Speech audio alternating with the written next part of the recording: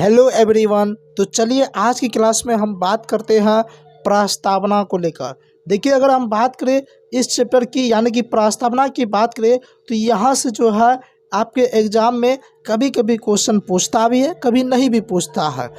तो आपको तैयारी इस लेवल पे करना है कि अब की बार आपको सिलेक्शन लेना है, तो इसलिए प्रस्तावना चैप्टर भी पढ़ना बहुत ज़रूरी हो जाता है।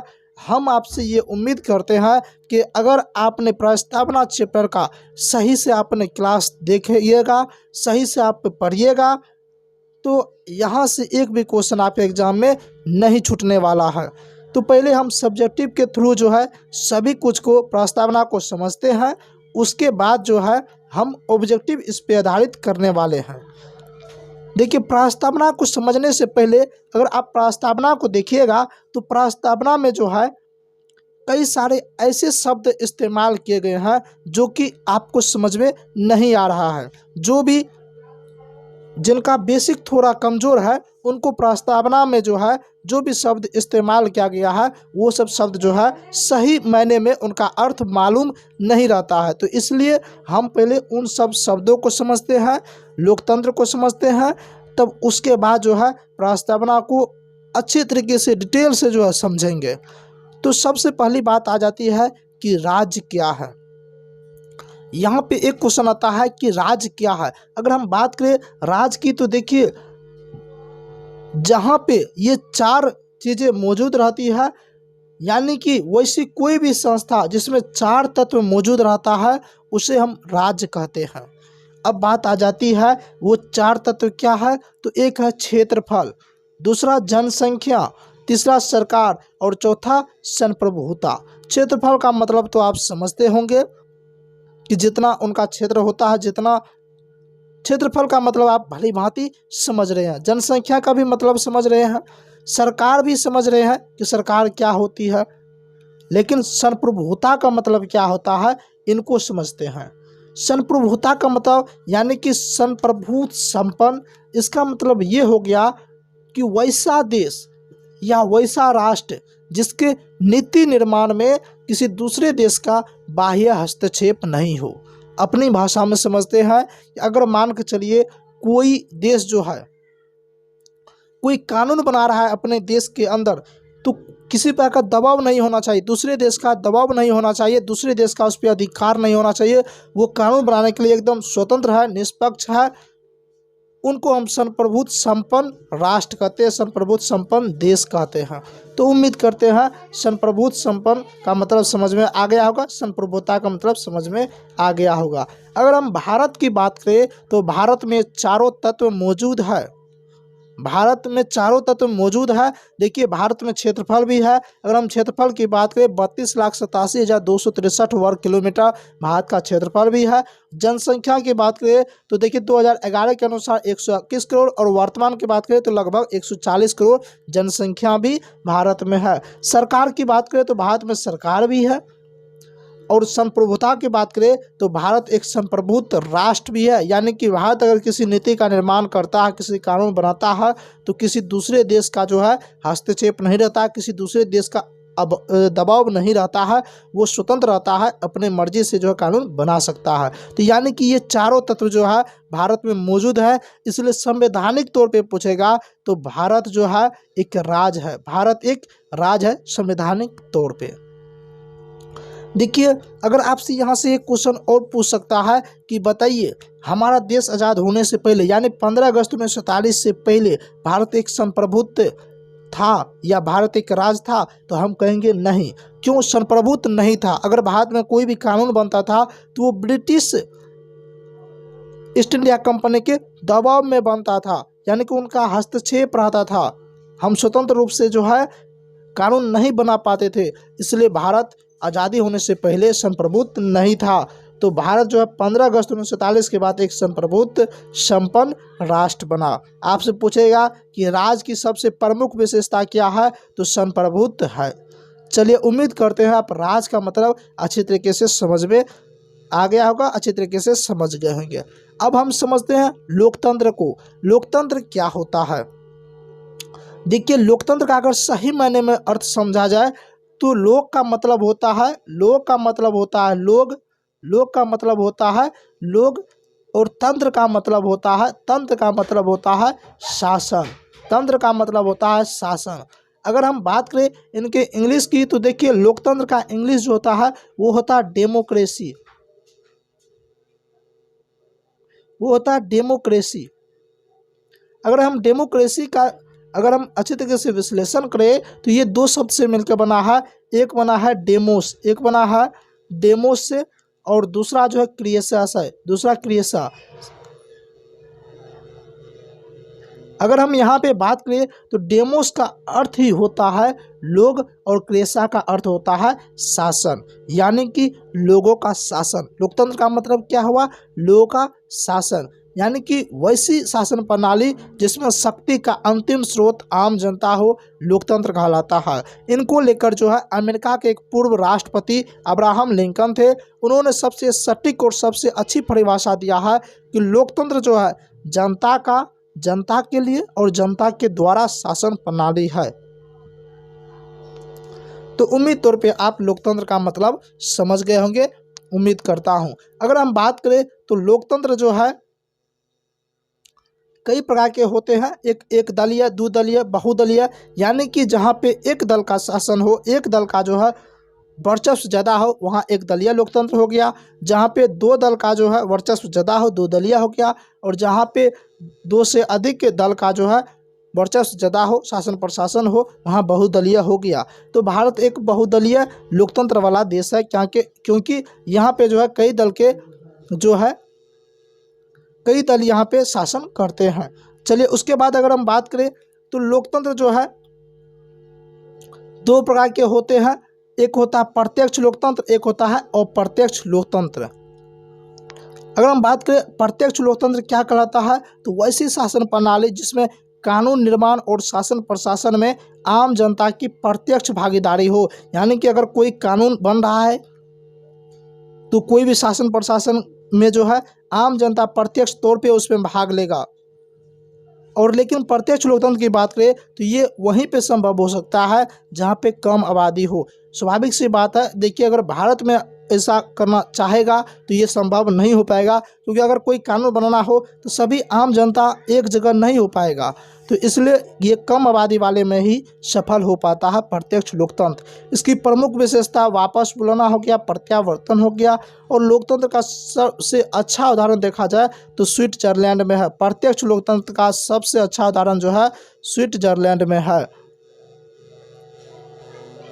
उसके बाद बात करें अप्रत्यक्ष लोकतंत्र की, तो देखिए अप्रत्यक्ष लोकतंत्र में जो है कानून के निर्माण में जो है आम जनता नहीं बल्कि आम जनता के द्वारा चुने हुए प्रतिनिधि भागीदारी निभाता है। यानी कि अप्रत्यक्ष लोकतंत्र की बात करें, अप्रत्यक्ष लोकतंत्र की बात करें तो इसमें जो है कोई भी कानून जो बनता है तो आम जनता भाग नहीं लेता है, लेकिन आम जनता जिन्हें चुनते हैं वो भाग लेता है। जिस प्रतिनिधि को आम जनता के द्वारा चुना जाता है, जिन्हें जीत मिलती है, वो जो है अप्रत्यक्ष लोकतंत्र में कानून निर्माण करने में भागीदारी निभाता है। तो विश्व के अधिकतर देश में जो है अप्रत्यक्ष लोकतंत्र ही है। जैसे भारत की बात करेगा तो भारत में अप्रत्यक्ष लोकतंत्र है, अमेरिका में, कनाडा में, ये सब में अप्रत्यक्ष लोकतंत्र देखने को मिलता है। उम्मीद करते हैं यहाँ लोकतंत्र समझ में आ गया होगा। अब एक नया शब्द आता है गणराज्य क्या है। बहुत ही अच्छा शब्द है गणराज्य क्या है, क्योंकि ये सब शब्द जो है गणराज्य हो गया, पंथ निरपेक्षता हो गया, ये सब शब्द आपकी प्रस्तावना में प्रयुक्त किया गया, प्रस्तावना में शामिल है। और इन सब शब्द का अगर सही मायने में अगर आप अर्थ नहीं समझते हैं तो फिर प्रस्तावना को अच्छी तरीके से नहीं समझ पाइएगा, इसलिए ये सब को समझना बहुत ज़रूरी हो जाता है। रही बात कि देखिए अगर आपको इसका पीडीएफ चाहिए, ये जो अभी पढ़ा रहे हैं, तो इस पीडीएफ के लिए आप हमारे टेलीग्राम चैनल को ज्वाइन कर सकते हैं, डिस्क्रिप्शन में लिंक दिया गया है। लेकिन अगर आप चाह रहे प्रॉपर रूप से तैयारी करने के लिए तो आप लोग के लिए जो है आपके एग्जाम के लिए 3000 क्वेश्चन का जो है जीके जीएस का जो है एक पीडीएफ तैयार किया गया है, 3000 क्वेश्चन का, जहाँ पे हर एक विषय का अलग अलग जो है क्वेश्चन तैयार किया गया, पीडीएफ तैयार किया गया, एकदम टॉपिक वाइज आपके एग्जाम के सिलेबस वाइज तैयार किया गया है। तो अगर आप वो वाला पीडीएफ अगर चाहते हैं तो डिस्क्रिप्शन में एक नंबर दिया गया है, उस पर आप कांटेक्ट करके PDF प्राप्त कर सकते हैं। बहुत ही कम फी में जो है आपको वो PDF मिल जाएगा। आप दिए गए नंबर पे कांटेक्ट करके प्राप्त कर सकते हैं। चलिए अब हम गणराज्य को समझते हैं अच्छे तरीके से। गणराज्य है क्या? देखिए, वैसा देश या वैसा राष्ट्र जहाँ के राष्ट्राध्यक्ष निर्वाचित होते हैं, यानी कि जिस देश में राष्ट्राध्यक्ष का चुनाव होता है, राष्ट्राध्यक्ष चुने जाते हैं, वो गणराज्य कहलाता है। जैसे भारत एक गणराज्य है, क्योंकि भारत के राष्ट्राध्यक्ष राष्ट्रपति हुए तो राष्ट्रपति का चुनाव होता है, चाहे वो प्रत्यक्ष तौर पे हो या अप्रत्यक्ष तौर पे हो, और उसका निर्वाचन हुआ है, चुनाव हुआ है, तो वो देश जो है गणराज्य कहलाता है। राष्ट्रपति का चुनाव अप्रत्यक्ष तौर पे जो है भारत में होता है, इसलिए भारत जो है एक गणराज्य है। अब बात आ जाती है पंथ निरपेक्षता क्या है।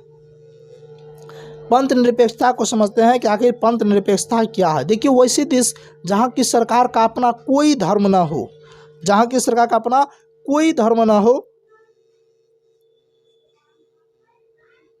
जहाँ की सरकार का अपना जो है कोई धर्म जो है ना हो, अथवा धार्मिक मामलों में सरकार जो है तटस्थ रहता है, जिस राष्ट्र में सभी धर्म के लोग आपस में मिलजुल कर रहता है, उसे हम पंथ निरपेक्ष राष्ट्र कहते हैं। इसका सही मायने में अर्थ यही हुआ कि जिस देश का अपना कोई प्रॉपर रूप से कोई धर्म न हो, यानी कि सभी धर्म के लोग जो है जिस देश में रहते हैं, उसे हम पंथ निरपेक्षता कहते हैं, धर्म निरपेक्षता कहते हैं। तो उम्मीद करते समझ में आ गया होगा। जैसे अगर हम भारत की बात करें तो भारत एक पंथ निरपेक्ष राष्ट्र है, धर्मनिरपेक्ष राष्ट्र है। क्यों? क्योंकि यहाँ सभी धर्म के लोग रहते हैं, यहाँ सभी धर्म के लोग रहते हैं। यहाँ पे प्रॉपर किसी धर्म का जो है जिक्र नहीं किया गया, सभी धर्म के लोग रहते हैं। हिंदू, मुस्लिम, सिख, ईसाई, आपस में हम भाई भाई, ये बात आपने सुनी होगी। पाकिस्तान की बात करें तो वो जो है धर्म निरपेक्ष नहीं है, पंथ निरपेक्ष नहीं है। क्यों? वहाँ पे प्रॉपर रूप से मुस्लिम का वर्चस्व है। तो इसलिए पंथ निरपेक्ष का मतलब ये हो गया कि जहाँ कोई धर्म का वर्चस्व ज़्यादा नहीं हो, यानी कि सभी धर्म रहते हो, सभी धर्म के लोग रहता है, उसे पंथ निरपेक्षता कहते हैं या धर्मनिरपेक्ष राष्ट्र भी कहते हैं। अब समझते हैं समाजवाद क्या होता है, उसके बाद हम प्रस्तावना की ओर बढ़ेंगे। समाजवाद एक विचारधारा है और इसका अर्थ होता है समानता स्थापित करना। समाजवाद का सही मायने में अगर अर्थ बात करें तो समानता स्थापित करना होता है, यानी कि समाज में सभी एक समान के भाव से देखे जाएंगे, एक समान भाव से रहेंगे। इसका यही अर्थ होता है। समाजवाद का अर्थ होता है समानता स्थापित करना। और भारत में जो है लोकतांत्रिक समाजवाद है। अगर आपसे पूछेगा भारत में किस प्रकार का समाजवाद है, तो लोकतांत्रिक समाजवाद है। तो ये सब शब्द था जो कि आपके प्रस्तावना में प्रयुक्त हुआ था और समझना बेहद ज़रूरी था। अगर ये सब शब्द अगर आपको सही मायने में समझ में नहीं आएगा तो फिर प्रस्तावना को आप अच्छे तरीके से नहीं समझ पाइएगा।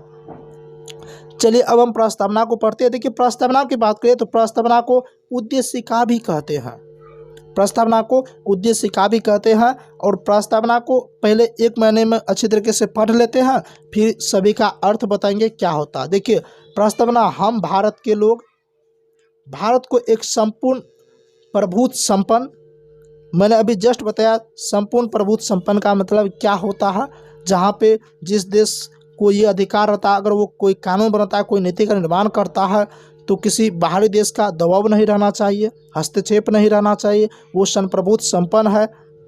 उसके बाद समाजवादी, यानी कि सभी एक समान भाव से देखे जाएंगे। पंथ निरपेक्ष, यानी कि सभी धर्म के लोग रहेंगे। लोकतंत्रात्मक, लोकतंत्र का मतलब समझा दिए हैं। उसके बाद गणराज्य बनाने के लिए, गणराज्य का मतलब राष्ट्राध्यक्ष, गणराज्य बनाने के लिए तथा उसके समस्त नागरिकों को, हम भारत के लोग भारत को एक संपूर्ण प्रभुत्व संपन्न समाजवादी पंथ निरपेक्ष लोकतंत्रात्मक गणराज्य बनाने के लिए तथा उसके समस्त नागरिकों को सामाजिक, आर्थिक और राजनीतिक न्याय, यहाँ पे आप समझिएगा कि सामाजिक का मतलब एक समाज आप समझते होंगे, आर्थिक का मतलब रुपया पैसा से थोड़ा बहुत हो जाता है, आर्थिक का मतलब ही होता है रुपया पैसा से। राजनीतिक का मतलब राजनीतिक तौर पे भी जो है आपको न्याय दिया जाएगा। तो सामाजिक, आर्थिक और राजनीतिक न्याय, विचार, अभिव्यक्ति, विश्वास, धर्म और उपासना की स्वतंत्रता, प्रतिष्ठा और अवसर की समता यानी कि समानता प्राप्त कराने के लिए तथा उन सब में व्यक्ति की गरिमा और राष्ट्र की एकता और अखंडता सुनिश्चित करने वाली बंधुता बढ़ाने के लिए दृढ़ संकल्प होकर अपनी इस संविधान सभा में आज तारीख 26 नवंबर 1949 मिति मार्गशीर्ष शुक्ला सप्तमी संवत 2006 विक्रमी को एतद द्वारा इस संविधान को अंगीकृत यानी कि स्वीकार अधिनियमित और आत्म अर्पित करते हैं। ये प्रस्तावना हो गया। इसको जो है देखिए PDF आपको टेलीग्राम चैनल पे मिल जाएगा। इसको जो आपको 2-3 बार पढ़ना है अच्छी तरीके से। यहाँ से काफ़ी बार क्वेश्चन देखने को मिलता है और यहाँ से क्वेश्चन जब आता है तो स्टूडेंट काफ़ी गलत करके आ जाते हैं। तो इसको 2-3 बार आप लोग को पढ़ना है, याद करना है। ये तो हो गया प्रस्तावना। अब समझते हैं कि प्रस्तावना के अंतर्गत जो है कहाँ कहाँ से क्वेश्चन पूछा जाता है, किस प्रकार से क्वेश्चन पूछा जाता है, उन सभी को अच्छे तरीके से हम पढ़ते हैं। अगर हम बात करें प्रस्तावना को तो पहला क्वेश्चन ये आता है कि प्रस्तावना की शुरुआत किस वर्ड से होता है, किस वाक्य से होता है। तो हम भारत के लोग, आपको याद रखना है कहाँ से शुरुआत होती है, हम भारत के लोग। उसके बाद देखिए एक क्वेश्चन यहाँ से आता है, भारत को एक संप्रभुत्व संपन्न, यहाँ पहले समझिए, संप्रभुत्व संपन्न, समाजवादी, पंथ निरपेक्ष, लोकतांत्रिक, गणराज्य।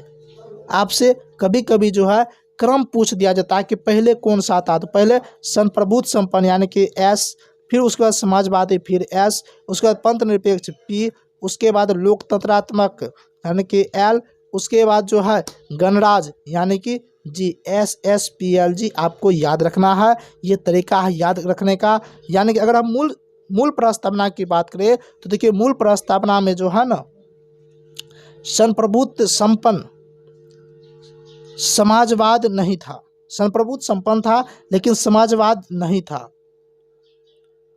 पंथ निरपेक्ष जो है नहीं था। तो इसलिए याद करने में थोड़ा सा तकलीफ हो सकता है। तो ये ट्रिक है कि SSPLG आपसे पूछेगा कि अभी के वर्तमान में बताइए किस प्रकार से क्रमबद्ध तरीका से जाने के लिए दे दिया जाएगा। तो आपको याद रखना संप्रभुत्व संपन्न S से हो गया संप्रभुत्व संपन्न, S से समाजवाद, P से पंथ निरपेक्ष, L से लोकतंत्रात्मक और G से गणराज्य।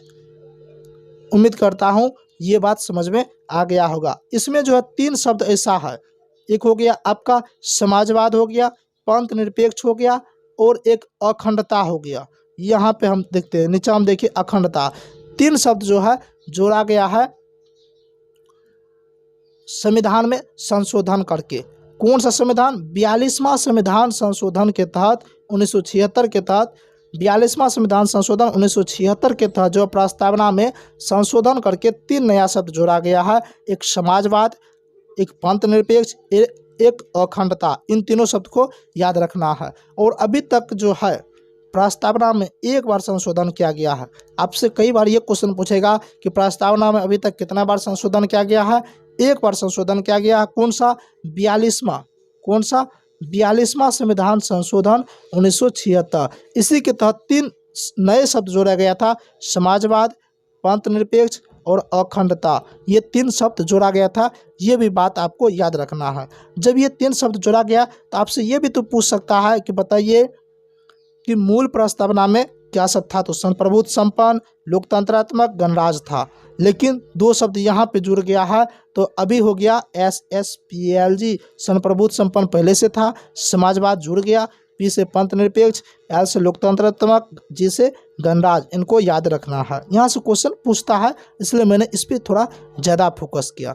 उसके बाद बात करें, आगे बात करते हैं तो यहाँ का था सामाजिक, आर्थिक, राजनीतिक न्याय।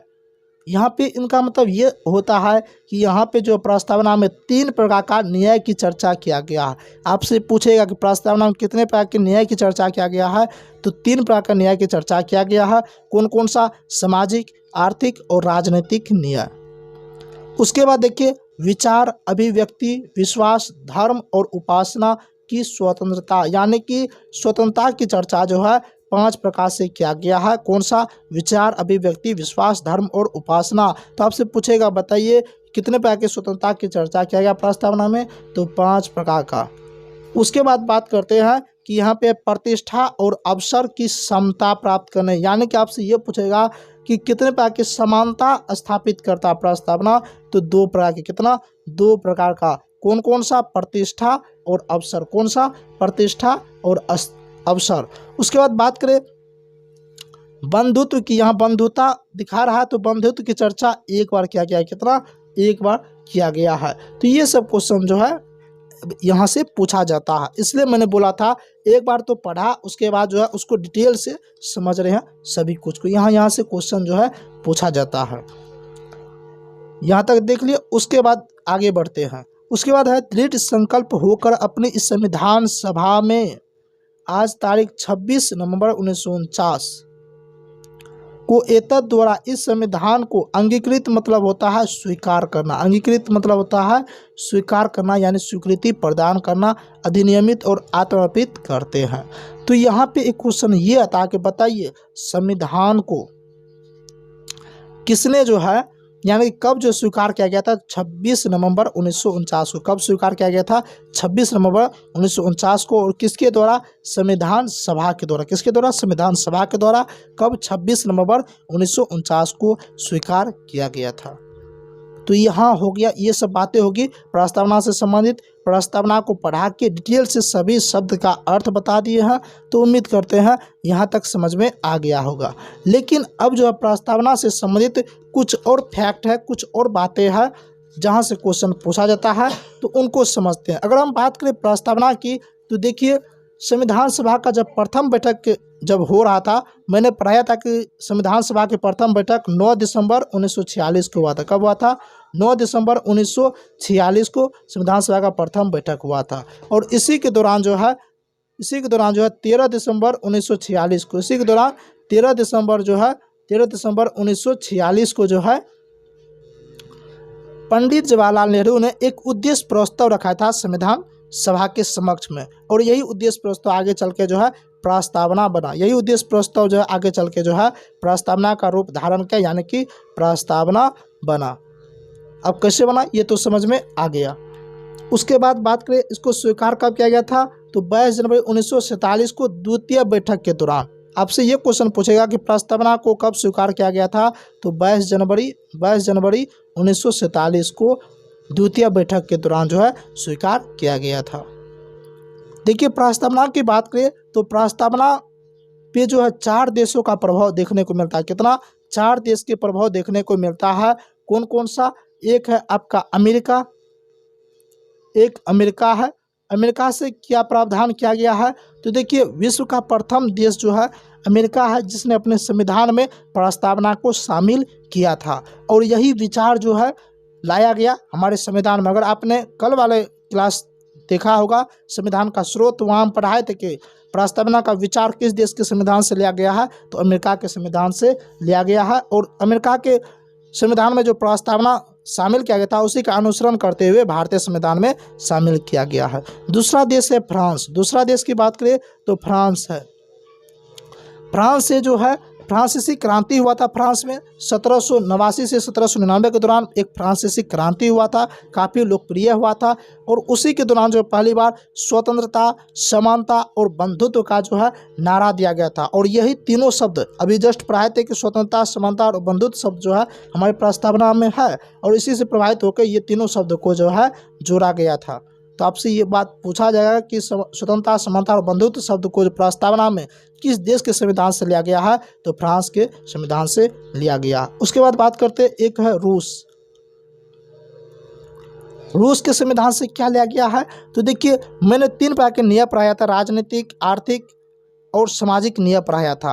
वो सामाजिक, राजनीतिक और आर्थिक नियम जो है रूस के संविधान से लिया गया है। रूस में भी एक क्रांति हुआ था 1917 में, एक रूसी क्रांति हुआ था, उसी के दौरान जो है ये वर्चस्व में आया था, उसके बाद ये लिया गया था। उसके बाद एक और बात करते हैं, एक ऑस्ट्रेलिया आ जाता है। और ऑस्ट्रेलिया से बात करें, ऑस्ट्रेलिया से जो है प्रस्तावना की भाषा लिया गया। ऑस्ट्रेलिया से प्रस्तावना की भाषा लिया गया, ये भी हम कल वाले क्लास में चर्चा किए थे। ये सब तो हो गया कहाँ से क्या सब लिया गया है। उसके बाद अगर हम बात करें तो ये सारा कुछ है। उसके बाद एक बार संशोधन भी हुआ है, 42वां संविधान संशोधन। और पूछेगा प्रस्तावना कितना बार संशोधन हुआ, तो एक बार संशोधन हुआ है। उसके बाद बात करें तो देखिए कई विद्वानों का, सभी का प्रस्तावना के तौर पे कहने का अलग अलग अपना राय था, जिसमें N.A. पालकीवाला